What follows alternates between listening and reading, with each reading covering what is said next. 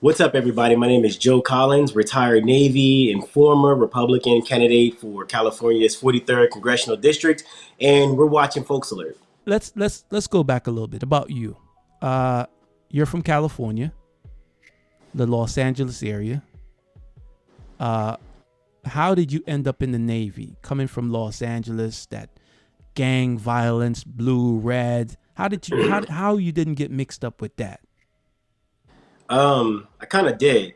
I grew up in it, so it wasn't like Swole, something swole, that I had a choice. blood.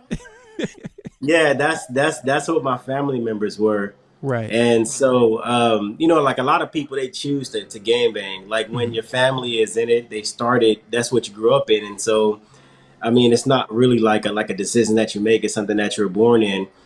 It's a lifestyle. So, unfortunately, it's not something that you grow out of because it sticks with you your entire life. Even now when I go back to Los Angeles, people still know me from Joe from South Central Los Angeles, from 104th and Normandy, or from whatever the case may be.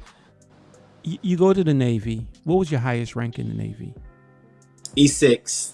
I was putting on E7 whenever I was on my way out of the military. So it's interesting because I started off working on jets. I was a jet engine mechanic. I used to work on the F-18 Super Hornet. It's our premier fighter jet. Well, it used to be the premier fighter jet. Now they got the Joint Strike Fighter 35 Mm-hmm. and some other aircraft right now for the U.S. Navy. Well, going to the Navy gave you structure.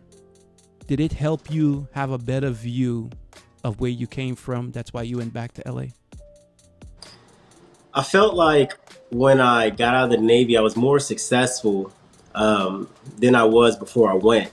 Mm-hmm. And as a black person or a person of color, they always tell you you don't leave your community behind. So it's upon you when you become successful to go back to your community and do what's necessary in order to provide opportunities and be a leader and bring your community back up.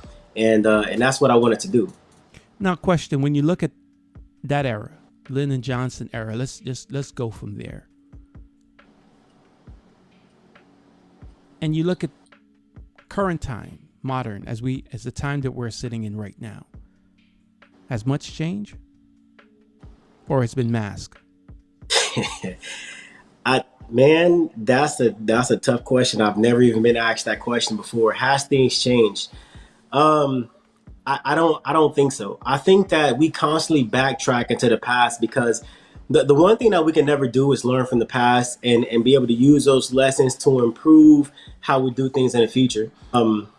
But we keep repeating the same cycles over and over. It's like we're not learning the lesson. But the common denominator in these repeat of cycles are the politicians. The same politicians that are in office right now are the same politicians that were in office in the 60s and the 70s. And that's a huge problem. We got politicians that are damn near 90 years old, 80 years old. They can't even think. They got dementia. They can hardly walk. And it's both Democrat and Republican. And they're continuing to try to save face and keep that power until they die, but they're hindering the growth of the United States. Deserve it? Do you deserve it? Does anybody, any black man or woman in America, deserve to be paid for the ills of America way back in the 1800s?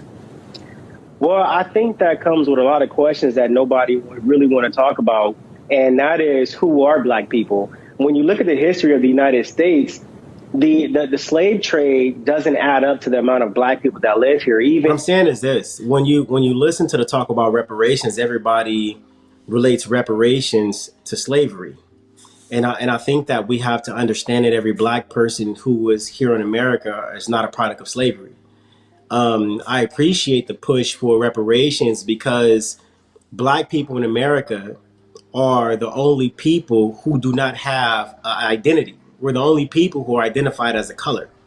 When you talk to a person who's white, they can easily say, "Well, my heritage is German," or "My ethnicity is Italian," or I'm European." Or you talk to an Asian person, they can tell you specifically where they're from.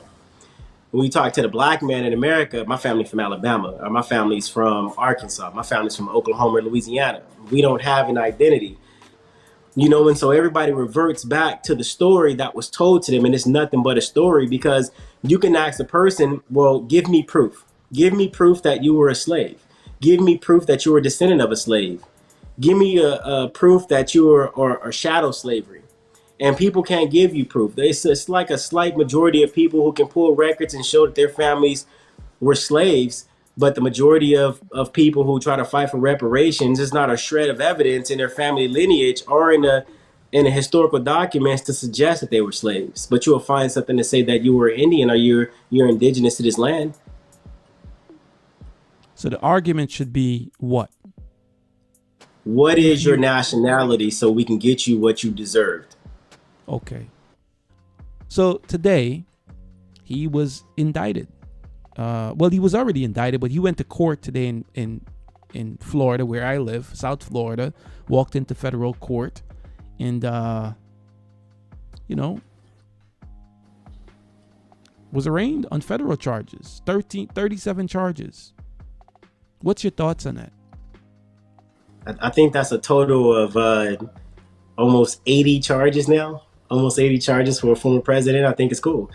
When they start attacking you like that, I think that person is on to something. The opposition is trying to cover something up. What happens if Trump gets reelected? What do we do now? I hope that he gets rid of everybody, because a lot of times you have these presidents and they maintain the holdovers, and it's the holdovers that end up screwing you over. So I think this time when he becomes a president, he gets rid of every single person in the White House and he starts over from new, handpicks every single person. That's the only way you're going to ensure that you have people who are loyal to you and loyal to your cause and agenda, and that's not going to set you up. Okay, well, we don't need someone that's loyal to him, though. We need someone that's loyal to the country, right? Or no? Yeah, but I think people have a distorted view of what the loyalty of the country is. I think the people in the DOJ think that they're being loyal to the country by targeting Donald Trump.